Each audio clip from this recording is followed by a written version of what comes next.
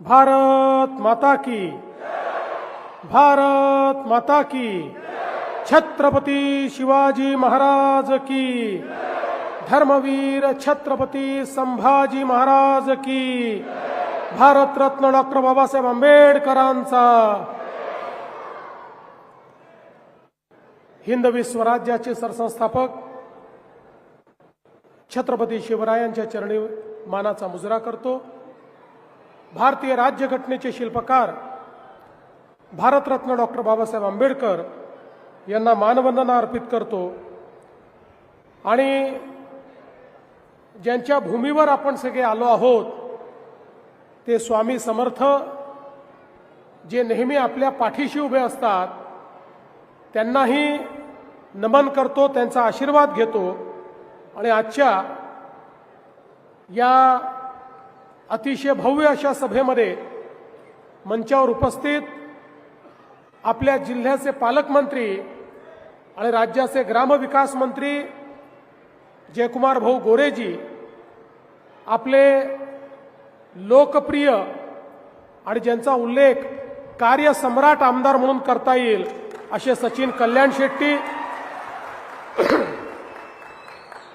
सन्माननीय राजन पाटीलजी, शशिकांत चव्हाण, माजी खासदार जय सिद्धेश्वर महास्वामीजी, शहाजी पवार, अक्कलकोट नगराध्यक्ष पदाचे आपले उमेदवार मिलन कल्याण शेट्टी, मेंदरगीच्या श्रीमती अंजली बाजारमठ आणि दुधनीचे श्री अतुल मेळकुंदे, या ठिकाणी उपस्थित नीलकंठ शिवाचार्य महाराज, अमोलराजे भोसले, श्री दिलीप सिद्धे, महेश बिराजदार, नन्नू कोरबू, प्रदीप पाटील, यशवंत धोंगडे, अविनाश मडीखांबे, महेश इंगळे, शिवशरण जोजन, मोतीराम राठोड, उत्तम गायकवाड, मंचावरील सर्व मान्यवर आणि या ठिकाणी मोठ्या संख्येने उपस्थित असलेल्या माझ्या लाडक्या बहिणींनो आणि तितक्याच लाडक्या भावांनो, आज मला अतिशय आनंद आहे की श्री स्वामी समर्थांच्या नगरीमध्ये आपल्या सर्वांमध्ये मी उपस्थित आहे। खरं म्हणजे निवडणुका हा लोकशाहीचा उत्सव आहे। लोकशाहीमध्ये निवडणुकांचं एक अनन्यसाधारण महत्त्व आहे। आपल्या संविधानाने ज्यावेळी आपल्याला लोकशाही दिली त्यावेळी भारतरत्न डॉक्टर बाबासाहेब आंबेडकरांनी या लोकशाहीच्या माध्यमातून प्रत्येक व्यक्तीला एका मताचा अधिकार दिला। टाटा, बिर्ला, अडाणी, अंबानी यांनाही एकच मत देता येतं आणि तुम्हाला आणि मलाही एकच मत देता येतं, अशा प्रकारची व्यवस्था आपल्या संविधानात केली आणि व्यवस्था करून आपल्यावर एक जबाबदारी देखील या संविधानाने टाकली। आणि ती जबाबदारी काय आहे तर देशाच्या लोकसभेकरता आपण मतदान करतो आणि देशाचा प्रधानमंत्री निवडतो, महाराष्ट्राच्या विधानसभेकरता आपण मतदान करतो आणि महाराष्ट्राचा मुख्यमंत्री कोण होईल हे ठरवतो, आणि आपल्या शहराच्या निवडणुकीतही नगरपालिकेकरता आपण त्या ठिकाणी मतदान करतो आणि आपल्या शहराचा अध्यक्ष कोण होईल हे ठरवतो। त्यामुळे आपल्या शहराचं भाग्य पुढचे 5 वर्ष कोणाच्या हाती द्यायचं याचा फैसला हा संविधानाने आपल्यावर सोडलेला आहे। आपण ज्यांना निवडून देतो तेच आपल्या शहराचं काम पाहतात। आपण बघा या संविधानाने काय केलं। एक काळ होता आपल्याकडे राजेशाही होती, राणीच्या पोटातून जो पैदा व्हायचा तो राजा व्हायचा, पण संविधानाने सांगितलं राणीच्या पोटातून पैदा होणारा राजा होणार नाही, मताच्या पेटीतून पैदा होणारा हा त्या ठिकाणी राज्यकारभार चालवेल आणि तो सेवक म्हणून काम करेल। आणि म्हणूनच आज या निवडणुकांमध्ये आपण सामोरं जाताना अतिशय चांगल्या पद्धतीनं हे मतदान या ठिकाणी करायचं आहे। आपला भारत स्वतंत्र झाल्यानंतर जवळपास 60-65 वर्ष आपले राज्यकर्ते म्हणायचे भारत हा छोट्या छोट्या गावांमध्ये राहतो, गावांचा विकास म्हणजे राज्याचा आणि देशाचा विकास.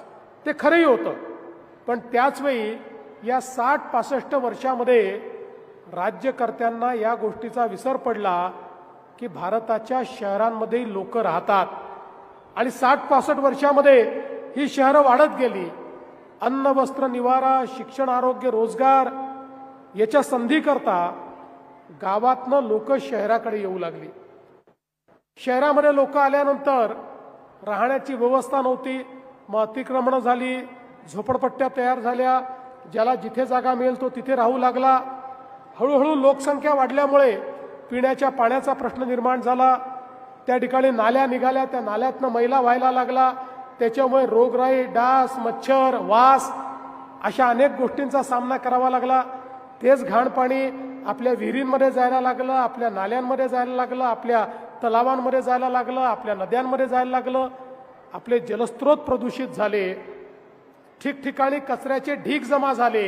कारण वाढलेल्या लोकसंख्येकरता जे काही नियोजन करावं लागतं ते नियोजन आणि त्या नियोजनाकरता जो निधी लागतो तो निधी हा नगरपालिकांकडे नव्हता आणि राज्य सरकार आणि केंद्र सरकारच्या योजना देखील नव्हत्या. आणि म्हणून आपली शहरं ही अतिशय खराब, बकाल अशा पद्धतीची शहरं तयार झाली. पण देशामध्ये 2014 साली माननीय मोदीजींचं सरकार आल्यानंतर मोदीजींनी पहिल्यांदा हे सांगितलं की भारत जसा गावात राहतो तसा तो शहरातही राहतो. गावांचा तर विकास करावाच लागेल, पण शहरांचाही विकास करावा लागेल. कारण देशाच्या GDPच्या 65% GDP हा शहरात तयार होतो. वस्तू आणि सेवांची निर्मिती, रोजगाराची निर्मिती, शिक्षण, आरोग्याच्या व्यवस्था या सगळ्या शहरात आहे. त्यामुळे आपल्याला शहरंही चांगली करावी लागतील. शहरामध्ये राहणारा गरीब, शहरामध्ये राहणारा मध्यमवर्गीय या प्रत्येकाचं जीवनमान उंच केल्याशिवाय भारताचा विकास आपण करू शकणार नाही. आणि म्हणून पहिल्यांदा देशाच्या इतिहासामध्ये माननीय मोदीजींनी लाखो कोटी रुपये हे शहर विकासांकरता, स्मार्ट सिटीची योजना, अटल अमृत शहराची योजना, स्वच्छ भारत शहरांची योजना, प्रधानमंत्री आवास शहरी योजना अशा अनेक योजना सुरू केल्या. आणि शहरातलं जीवनमान बदललं पाहिजे याकरता मोठ्या प्रमाणात प्रयत्न सुरू केला. 2014 ते 19 आपलं सरकार होतं. त्या सरकारच्या काळामध्ये केंद्र सरकार आणि राज्य सरकार मिळून खूप मोठ्या प्रमाणात आपण निधी देणं सुरू केलं आणि त्यातनंही एक परिवर्तन करण्याचा प्रयत्न हा आपण त्या ठिकाणी सुरू केला. पण मला एक गोष्ट निश्चितपणे या ठिकाणी सांगायची आहे की जेव्हापासनं आपले सचिन कल्याण शेट्टी हे आपले आमदार झाले तेव्हापासनं मात्र अक्कलकोट असो, दुधनी असो, मैंदर्गी असो इथल्या विकास कामांना खूप मोठ्या प्रमाणात चालना मिळाली आणि मोठी कामं ही या ठिकाणी व्हायला लागली. आज आपण बघा, महाराष्ट्राचा विचार केला, महाराष्ट्राची अर्धी जनता 6.5 कोटी लोक 40,000 गावांमध्ये राहतात आणि तेवढेच 6.5 कोटी लोक अक्कलकोट सारख्या 400 शहरांमध्ये राहतात. 40,000 गावांमध्ये अर्धे लोक आणि 400 शहरांमध्ये अर्धे लोक. या 400 शहरांमध्ये राहणाऱ्या लोकांच्या जीवनामध्ये आपल्याला परिवर्तन घडवायचं आहे. आणि म्हणूनच आपल्या सरकारने नुकताच 2 महिन्यापूर्वी एक चांगला निर्णय केला. कारण आमच्या लक्षात आलं प्रधानमंत्री आवास योजनेत मोदीजींनी शहरामध्ये राहणाऱ्या बेघरांकरता, कच्च्या घरात राहणाऱ्या, झोपडपट्टीत राहणाऱ्या प्रत्येकाला त्या ठिकाणी घर मिळालं पाहिजे म्हणून आपल्याला पैसा दिला. पण लक्षात आलं हा पैसा जरी मिळाला तरी लोकांना घर मिळत नाही. याचं कारण त्या ठिकाणी लोक अतिक्रमण करून बसले आहेत आणि त्यांच्या मालकीची जमीन नसल्यामुळे जमिनीचा पट्टा त्यांच्याकडे नाही म्हणून त्यांना घर मिळत नाही. मग आपण निर्णय केला आणि 2 महिन्यापूर्वी राज्य सरकारने एक निर्णय घेतलाय, सगळ्या प्रकारची रहिवासी अतिक्रमणं ही आता आपण पूर्णपणे मंजूर करणार आहोत आणि त्यांना त्यांच्या मालकीचा पट्टा हा आपण देणार आहोत नियमित करून. आणि ती नियमित झाल्यानंतर आपल्या नगरपालिकेच्या माध्यमातून 2.5 लाख रुपये घर बांधण्याकरता देखील त्यांना देणार आहोत. पुढच्या काळामध्ये कोणालाही आपल्याला बेघर ठेवायचं नाही अशा प्रकारचं नियोजन आपण करतो आहोत. खरं म्हणजे सचिनने या भागामध्ये पिण्याच्या पाण्याची योजना असेल, भुयारी गटाराची योजना असेल, अनेक गोष्टी सुरू केल्या, पण आता त्याचा विस्तार करण्याची आवश्यकता आहे. आणि म्हणून येत्या काळामध्ये मी आपल्याला आश्वस्त करण्याकरता आलो आहे. अक्कलकोट असो, दुधनी असो, मेंदर्गी असो, या ठिकाणी मोदीजींनी आपल्याला अमृतची योजना दिलेली आहे. 50,000 कोटी रुपये महाराष्ट्राला अमृतच्या योजनेतनं दिलेले आहेत. त्यामुळे वाढीव पाणी पुरवठा किंवा भुयारी गटाराची योजना किंवा ज्या ठिकाणी कुठे कमतरता उरली आहे त्याही ठिकाणी या योजना करण्याकरता निधीची कमतरता आपण पडू देणार नाही. मागच्या काळात सचिननी 2-3 योजनांचं भूमिपूजन ऑलरेडी केलं आहे. त्या योजना 60-70% पूर्णही झालेल्या आहेत. पण आता शहर जसं वाढत आहे तसं वाढीव योजना देखील आपल्याला तयार करावी लागणार आहे. त्यामुळे अशा प्रकारची वाढीव योजना ही देखील आपण या माध्यमातून करावी आणि शहर चांगलं करण्याचा प्रयत्न आपण करावा. मला आठवतं इथलं बस स्टँड सचिनच्या प्रयत्नातून त्या बस स्टँडला आपण 23 कोटी रुपये दिले. 75% काम आता त्या ठिकाणी पूर्ण झालेलं आहे. आणि त्यासोबत स्वामी समर्थांचं इतकं महत्त्वाचं शक्तिपीठ या ठिकाणी आहे. देशभरातनं लोक येतात. त्याचा 369 कोटी रुपयाचा आराखडा आपण मंजूर केला. त्याला आता आपण निधी देतोय. पण सचिनने मला सांगितलं की आता तो आराखडा रिवाईज करण्याची आवश्यकता आहे. पुढच्या काळामध्ये 500 कोटी रुपयाचा आराखडा तयार होणार आहे. त्या आराखड्याला पूर्ण या ठिकाणी मदत आपण करणार आहोत.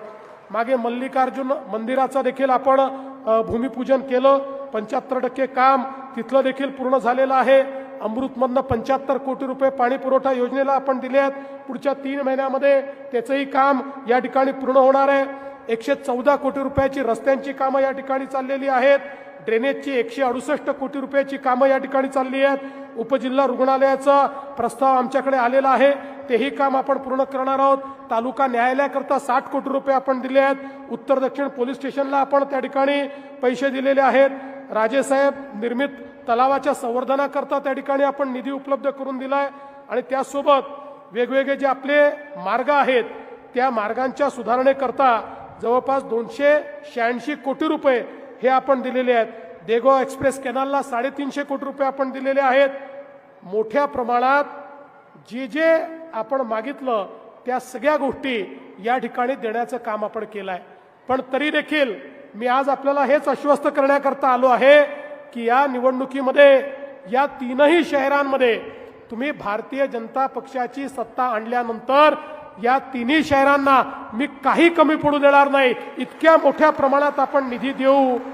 आपल्याला हे सगळं शहर जे आहे हे उत्तम करायचं आहे. चांगले रस्ते, चांगली उद्यानं, चांगली मैदानं, या ठिकाणी भुयारी गटर, या ठिकाणी प्रत्येक घरात नळातनं पाणी, या सगळ्या गोष्टी आपल्याला करण्याकरता एक उपकरण म्हणून या ज्या आपल्या नगरपालिका आहेत त्या नगरपालिकांचा उपयोग हा आपल्याला करायचा आहे.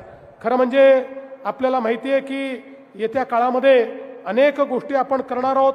दुधनीमध्ये तर आता बऱ्याच काळानंतर ही निवडणूक होते आणि मला विश्वास आहे, कारण मागच्या वेळी मला असं वाटतं आपल्याला तिथे बहुमत मिळालं होतं, पण नगराध्यक्ष फक्त आपले नाही, नगराध्यक्ष होता आपलं बहुमत नव्हतं. नगराध्यक्ष आपले होते, बहुमत आपलं नव्हतं. त्यामुळे काम करताना अडचण झाली. त्यामुळे आता दुधनीच्या लोकांना माझी विनंती आहे, नगराध्यक्षही द्या आणि पूर्ण बहुमतही द्या. मग दुधनी आम्ही पूर्णपणे बदलवतो. कारण आपल्याला माहिती आहे की कुरनूर धरणातनं पाणी देण्याकरता दुधनीला 47 कोटी रुपये आपण दिले आहेत.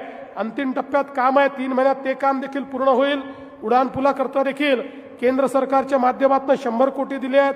रेल्वे स्टेशन करता 50 कोटी, असे अनेक, म्हणजे मी सगळं सांगत बसलो तर भरपूर वेळ या ठिकाणी जाईल. मैंदर्गीमध्ये पहिल्यांदाच आपण आपल्या चिन्हावर त्या ठिकाणी निवडणूक लढतो आहोत. आणि मला हे माहिती आहे की तसं मागच्या वेळेस लढलो होतो, याही वेळेस आपण लढतो आहोत. आणि जवळपास तिथे पाणी पुरवठ्याकरता 27 कोटी रुपये हे आपण दिलेले आहेत. माझी आपल्या सर्वांना विनंती आहे की या निवडणुकीच्या निमित्ताने एक सकारात्मक अजेंडा घेऊन आम्ही आपल्यामध्ये आलो आहोत. मी बघा माझ्या भाषणामध्ये कोणावर टीका करत नाही, कुठल्या पक्षाला उणंदुणं बोलत नाही, कुठल्या उमेदवाराला उणंदुणं बोलत नाही.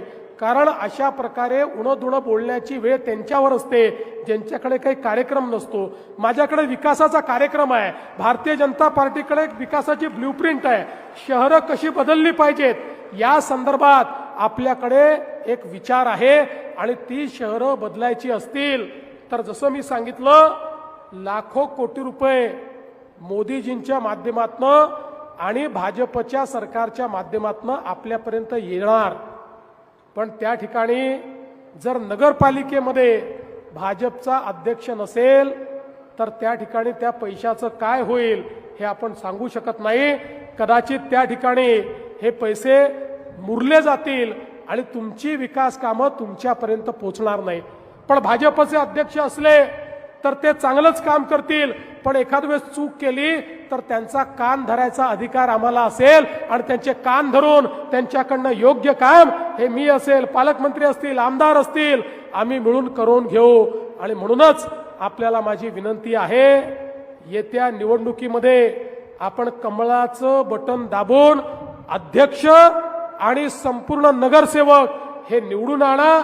आपल्या शहराच्या परिवर्तनाकरता, आपल्या शहराला आधुनिक बनवण्याकरता आपण सगळे लक्ष घाला. आपल्याला कल्पना आहे, आम्ही दिलेली आश्वासनं पूर्ण करणारे लोक आहोत, कधी पळून जात नाही.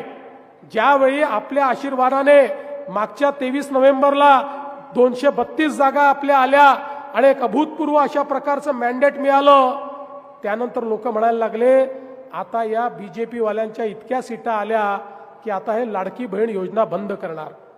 1 वर्ष झालं लाडकी बहीण योजना बंद झाली नाही. आणि माझ्या लाडक्या बहिणींना या ठिकाणी सांगतो, जोपर्यंत तुमचा देवा भाऊ मुख्यमंत्री आहे तोपर्यंत काहीही झालं तरी लाडकी बहीण योजना बंद होणार नाही.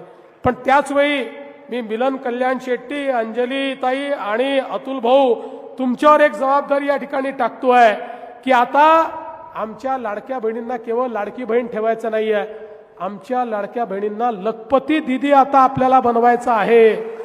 गेल्या 1.5 वर्षामध्ये 50 लाख लाडक्या बहिणी लखपती दीदी झाल्या. म्हणजे ज्या दरवर्षी 1 लाख रुपयापेक्षा जास्त पैसा स्वतःच्या भरोशावर कमवतात, अशा 50 लाख आम्ही केले आहेत.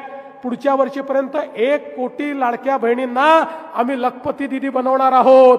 आणि म्हणून या तिन्ही नगराध्यक्षांवर या ठिकाणी जबाबदारी टाकतोय. ते निवडून आल्याबरोबर त्यांनी लखपती दीदीचा कार्यक्रम हातामध्ये घ्यायचा आहे आणि माझ्या सगळ्या लाडक्या बहिणींना त्या ठिकाणी लखपती दीदी करून त्यांच्या माध्यमातून मोठं परिवर्तन घडवायचं आहे.